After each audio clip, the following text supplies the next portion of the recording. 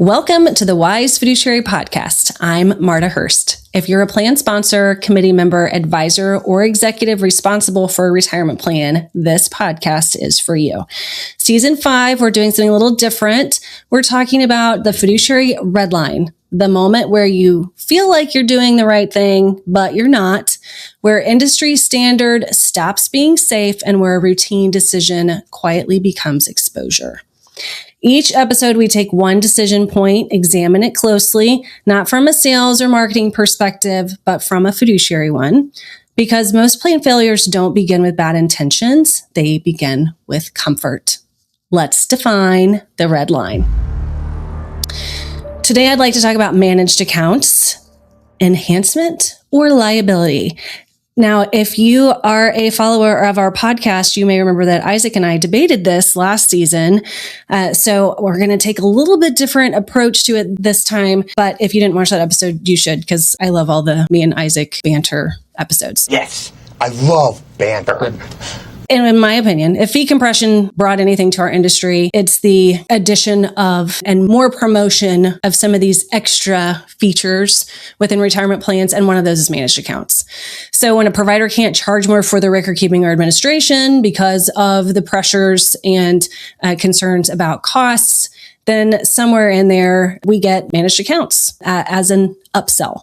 But here's really the million-dollar question. Are managed accounts actually helping participants or just helping providers replace lost revenue? This episode is for plan sponsors and advisors who want to honestly evaluate the value of managed accounts, not just the pitch deck, but the participant first version, which is what we do here at Fiduciary Wise. Let's talk about why managed accounts gained traction. I do think that this ties back to fee compression. And as fees went down, providers needed new ways to generate revenue. Managed accounts were marketed as the personalized, tech-driven solution that participants were missing. I remember when, many years ago, when I was learning about managed accounts, it was like, oh, this is such a coveted thing for individuals, but you have to have a lot of money just to have your own financial advisor, your own personalized risk assessment and selection for you.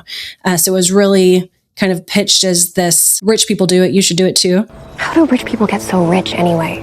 Language that you often hear from providers, participants get personalized allocations. Technology plus algorithms equals better outcomes. This is what the participants want. We'll talk about that in a minute. Defaulting participants into managed accounts improves retirement readiness. These are all sales tactics. Sorry for any of you salespeople who might have said that. Those are sales calls. They love to suggest managed accounts. And one of my favorite lines is, well, they don't have to be used. It's just a pricing lever. If you have someone in sales tell you that adding managed accounts to a plan is a pricing lever, that's because it's replacing required revenue for that provider. Otherwise, why would they be? If it doesn't matter and people can just opt out and nobody has to use it, well, obviously there's something there. I also find the statistics around managed accounts pretty fascinating. Nearly half of all retirement plans offer a managed account option. And that was based on a 2025 defined contribution plan trends and fee survey. But I want to think about the retirement plan world that we live in. Is this, and this goes back to one of the kind of sales points, do participants really want it? Are they asking for it? Is it benefiting participants? Here's our red line as we dig into this. Extra services require measurable value. If you can't measure the value, you cannot justify the additional fee. So how do we look at these? Managed accounts are not inherently bad, but they have to pass some tests. They need to be put under the microscope. You have to have a fee to value analysis. What are you paying?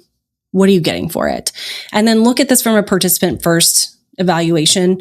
Again, at Fiduciary Wise, as a plan fiduciary, we are always thinking about putting the participant first, doing what's in the best interest of the participants and their beneficiaries. We should think about that as we are talking about all of these plan-related things.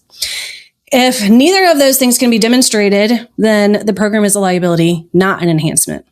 So what does it mean to do a fee to value analysis? What is this costing plan participants? Typical range is 25 basis points to 75 basis points. I mean, I think that's come down. I remember when I first started and we had some record keepers offering managed account services. Some of them were 1.5%. Ugh. Kind of makes me cringe now. That's layered on top of the investment expense, but sometimes the funds that are utilized by these money managers are also more expensive. So it's not just what is the actual expense of the service, it's what is the expense in total? How much extra are they paying? Ask what is the measurable improvement, which ultimately comes down to return. Are the participants actually getting a better outcome? So all we're really looking at is, are they getting a better return, or at least an equal return, net of extra fees? And if they're getting equal, I would also say, really, why do we need this extra if they're not really getting a benefit out of it? And then I really want to think about this through the participant lens. Would participants be better off in just like a target date, for example, and then keep that extra 25 to, 75 basis points? Would they be better off to just have that in their pocket? Managed accounts, there's a lot about, the customized piece of managed accounts.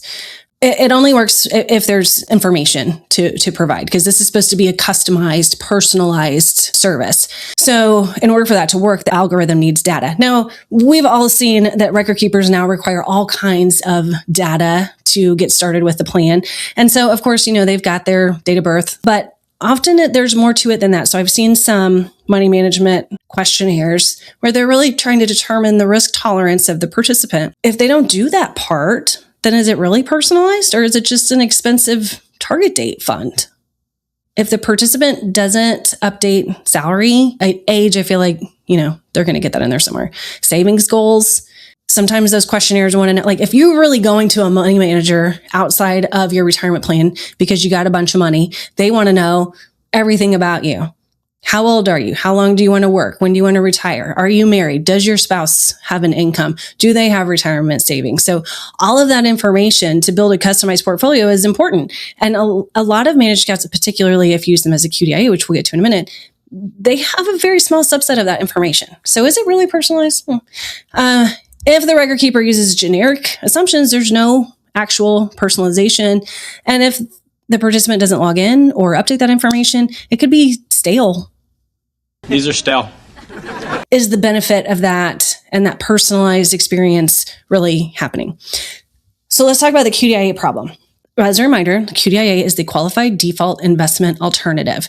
This is used if a participant doesn't make an election for their money. Maybe you do a profit sharing contribution and that participant has never set up their own account. And so then it goes into, you can use a target date fund, a balance fund, or a managed account. So managed accounts is allowed, but here's my challenge with that. And I did do a little bit of research, and 16% of plans use managed accounts as the QDIA. That's from a Plan Sponsor 2024 survey. If they are using managed accounts as the QDIA, this has higher fiduciary scrutiny. As the fiduciary, you have to justify, why are you using a QDIA that costs more?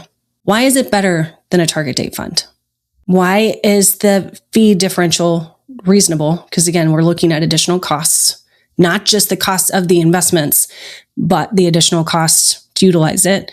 And how is it improving outcomes? I'm also going to throw another wrinkle in here. What happens if a participant changes their mind? When these first started, so maybe some of this has been fixed, but I suspect it hasn't. If we had a participant who initially was signed up for managed accounts, or it was the QDIA, and then they wanted they send in their form that says, I opt out. I didn't want this. I never wanted this, whatever they say. So you get the form, you send it to the money manager, and then they say, no problem. We will stop managing their account. That's what they do. They literally just stop. And so whatever allocation was already there remains there until the participant goes in and changes it. And does the participant know that? And is that what happens in your plan? If you have money management, if somebody just says, okay, I don't want to utilize this service anymore, but they don't go in and change it, because participants are they're hard to get motivated to do a multi-step process. You need to know what happens if a participant, if you're utilizing managed accounts and a participant opts out, what else? Does it require more than just a form? And do they need to go in and make changes? Do any changes automatically happen? Pretty sure they don't. So there you go. So questions as you are determining if a QDIA should be managed accounts. Can you defend that choice in the event of an audit?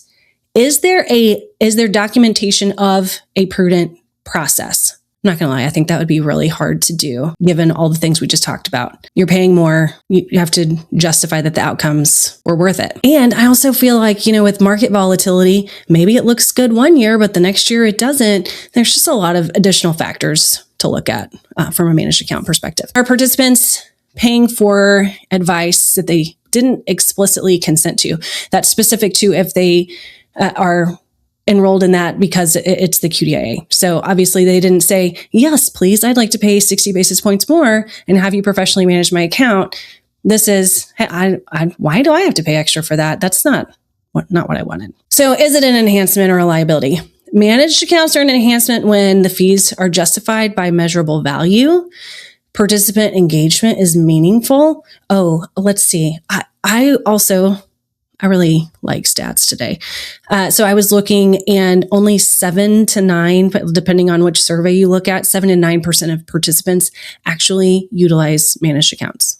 Managed accounts also, they have billions of dollars, which in reality is a very small percent of total retirement plan assets. It's a very small percentage. And I think you also have to ask, why is that? I also read that even though for almost half of retirement plans utilize managed accounts, that number has really plateaued over the last 3 to 5 years. So we're not seeing a lot of growth in that area. How come? Probably all these reasons that we just talked about. But obviously there's still billions of dollars in them. So this message still needs to be shared. Managed accounts become a liability when the fees outweigh the benefit, which it's pretty easy when you're charging 60 basis points. Participants are defaulted without consent. I think that is a risk. Providers push proprietary models. So we do see that sometimes the money manager is utilizing some of their own investments and or the provider is getting part of that money management fee, or maybe it's a money manager that's related to their entire entity. Anyway, a lot to unpack there. Managed accounts become a liability when sponsors rely on the pitch, not the proof. How do you evaluate managed accounts? Let's say you already have them. I hope at this point, if you don't have them, you're not maybe I should get them. Let's stick with if you've got them. If you don't have them, great. Maybe you can move to the next episode. If you do, how do you evaluate that? So what does it cost? Because I mentioned there's a range there. Who actually uses it? So you need some engagement data, not just how many people have it, because that doesn't mean that they've provided any additional information to have that more personalized allocation process. Does the algorithm use personalized inputs? Is the advice independent or tied to proprietary investments? Very important. Is it appropriate for my workplace demographic? When you are thinking about this, consider the sophistication of your employee population. Also, plan engagement. Are these people who care and are checking their account balances and interested in how it's going? Or are these people who you can hardly get them to come to a meeting because they're just not interested? Fee sensitivity, I think, is important too. If you've got it as the QDIA, can I justify that in writing? Where's the measurable value? Is it improving the outcomes or replacing a revenue stream? So it all comes down to, are your participants actually getting something meaningful for what they're paying? Despite the fact that almost half of all retirement plans offer managed accounts, I mentioned the rate has really plateaued over the last 3 to 5 years in terms of the number of plans utilizing it.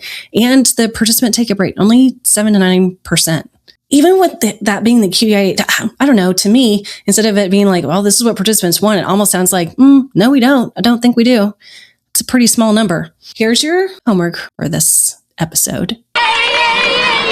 Do you guys like I give homework? Probably not. But this is important. And I think, taking this in little bite-sized chunks to evaluate your plan is an excellent idea, because that's what we're talking about is the red line. Where did we just get we've always had it as the QDIA. We need to get a little uncomfortable and evaluate what we got going on. So if your plan has managed account services, pull your latest reports. What's the engagement? What's the fee? What are the outcomes? Now, here's a little trick too. A lot of times when these money managers send reports, I don't mean to pick on money managers, but that is what we're talking about today. see what they list as the benchmark, and then determine if, this might be a little bit harder, but determine if that benchmark is appropriate. This was many, many years ago, but at one point there was a money manager that we were doing some work with, not we Fiduciary Wise, it's from my prior job. And we realized that they had changed the benchmark. So when they sent out the reports, they looked better than that benchmark because they changed the benchmark. So those are little things to be aware of. I mean, their job is to gather assets and make money. So when they don't do well, that makes for a tough story and a tough sell. But that is not your problem. That is their problem. Your job is to take care of participants, number one. Okay, so then we ask ourselves, is this really in the best interest of participants? If you want help reviewing your program, benchmarking fees, evaluating whether managed accounts are truly the right fit for your participants, then reach out. At Fiduciary Wise, our mission is simple: participants first, not trends, not provider pressure. It just occurred to me that if you don't have managed accounts, you did not get any homework. So I guess this is like your free homework pass. No homework, more freedom. No homework, more freedom. No homework, more freedom. If today's episode raised questions about your plan, that's the point. Fiduciary responsibility is not about checking boxes. It's about understanding where the red line actually is. If you want to continue conversation, and we hope you do, follow us on social media for ongoing insights and commentary. And if you need clarity around your own plan decisions, schedule a time with our team at fiduciarywise.com/scheduling. Until next time, stay thoughtful, stay disciplined, and know where your red line is.